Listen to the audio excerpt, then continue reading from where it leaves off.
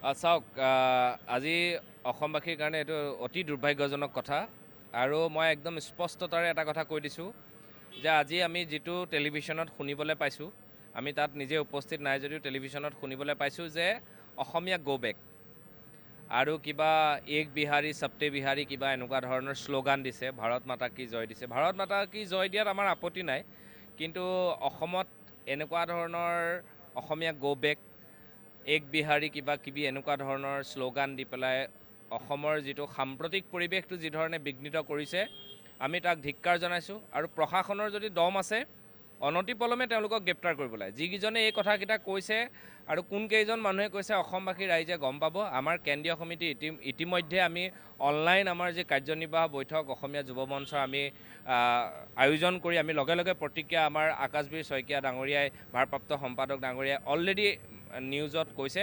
নিউজত কৈ থকা কথা নহয়, এই কথাখিনিয়ে অসমীয়া জাতিৰ বুকুত চূড়ান্ত এটা গুড় সোধাইছে আৰু এই গুড়ৰ মূল্য আমাৰ অসমৰ ৰাইজে দিব লাগিব।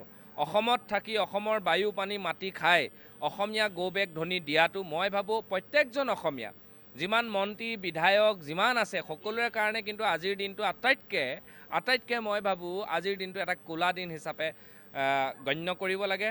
আজিৰ এই দিনটো আমাৰ কাৰণে অতি দুৰ্ভাগ্যজনক দিন।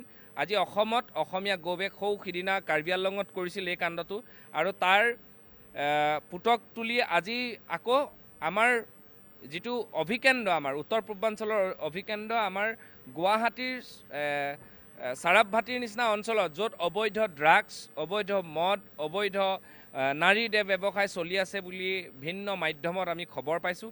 আৰু দুৰ্ভাগ্যজনক কথা যে গণতন্ত্ৰৰ চতুৰ্থ স্তম্ভ সাংবাদিকসকলে তেওঁলোকৰ দায়িত্ব আৰু কৰ্তব্য পালন কৰি তেওঁলোকে যি সংবাদ সংগ্ৰহ কৰিবলৈ যাওঁতে তেওঁলোকক ঠেলিয়াইছে, গটিয়াইছে, পেটত গুৰ মাৰিছে। কোনোবা সাংবাদিক অলৰেডি হস্পিটেলৰ বিচনাত আছে।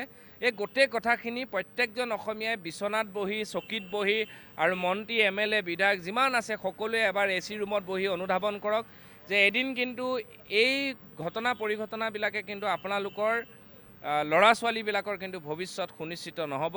কিমান আপোনালোকে বাহিৰলৈ পঠিয়াব? সদায় অসমলৈকে ঘূৰি আহিব লাগিব। ঘাই শিপাডালটো আমাৰ অসমতেই সৰ্বোচ্চ শান্তি পায় অসমীয়াই।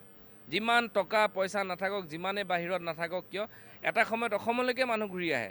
গতিকে অনতিপলমতে ক্ষমা বিচাৰক আৰু আৰক্ষীয়ে তাৎক্ষণিক ব্যৱস্থা লওক। আৰু আমাৰ সংগঠন প্ৰত্যেকটো সংগঠনে ইজন সিজনৰ লগত আমাৰ শীৰ্ষ নেতৃত্বই কথা পাতিছে। অনাগত দিনত এনেকুৱা কাৰ্য কেতিয়াও মানি লোৱা নহ'ব।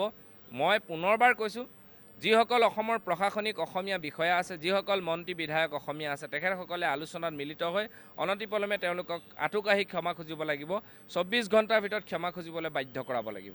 মই আপোনাক আৰু এটা কথা সুধিম যে যিসকলে আক্ৰমণ কৰিছে তাৰ ভিতৰত কিন্তু মধ্য গুৱাহাটী সমষ্টিৰ যিগৰাকী বিধায়ক বিজয় গুপ্তাৰ লগত খুব সম্পৰ্ক থকা এজন ব্যক্তিৰ ফটো ইতিমধ্যে ভাইৰেল হৈছে। তেওঁ এই ভিডিঅ'ত স্পষ্টকৈ ওলাইছে।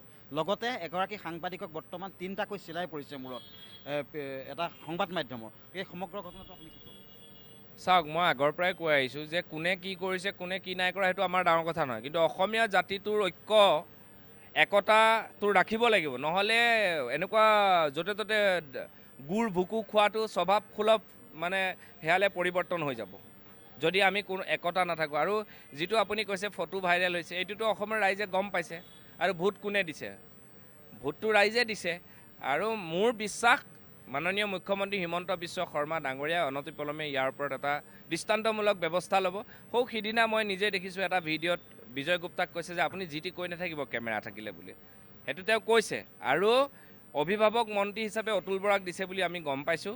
অতুল বৰা ডাঙৰীয়া যথেষ্ট গণতান্ত্ৰিক আন্দোলনৰ লগত জড়িত হৈ অসমীয়াৰ সত্তাটোৰ লগত, অসমীয়াৰ একদম জীৱটোৰ লগত জড়িত হোৱা এজন মানুহ। গতিকে তেওঁ এটা ব্যৱস্থা, যিহেতু অভিভাৱক মন্ত্ৰী, তেওঁ ল'ব। আৰু কোন গুপ্তাৰ কোন পালি পহৰীয়া আছে মই সেইটো এতিয়ালৈকে গম পোৱা নাই, কোন ক'ত থাকে। কিন্তু আপোনালোকৰ যিটো সংবাদ মাধ্যমৰ জৰিয়তে আমি দেখিছোঁ তেওঁ এজন হয়তো কিবা কাৰ্যকৰ্তা কোনোবা দলৰ। গতিকে অনতিপলমে ব্যৱস্থা ল'ব লাগিব। এইটো ব্যৱস্থা লওক। কংগ্ৰেছ BJP AJP বুলি কথা নাই। যোনে অসমীয়াক গো বেক ধ্বনি দিব, যি অসমীয়াক মাৰিবলৈ উচতনি দিব, আৰু এইটো আজি হৈ খাম কাটি থাকিব পাৰে, কিন্তু এই জুই কেতিয়াও নুনুমায়। এইটোৱে বিশেষকৈ মিয়া যেনেকৈ এটা অসমৰ কাৰণে সমস্যা, এটা মিয়াক লৈ যিটো সমস্যাৰ সৃষ্টি হৈছে, ঠিক একেদৰে বহিৰাগত বিহাৰী সম্প্ৰদায় হওক বা অন্যান্যসকল অসমৰ কাৰণে এটা সমস্যা হৈ উঠিছে।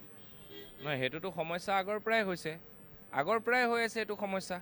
চাৰিওফালে গোটেইবিলাক লৈ লৈছে বস্তুবিলাক। এইবিলাক আমি জাতিটোৰ স্বাৰ্থতে কৈছোঁ, আমিতো বেলেগৰ স্বাৰ্থত কোৱা নাই। অসমীয়া জাতিটোৰ স্বাৰ্থতহে আজি মই মাত মাতি আছোঁ। কি কাৰণে? মই অসমীয়া জাতিটোৰ স্বাৰ্থত মাত মাতি আছোঁ।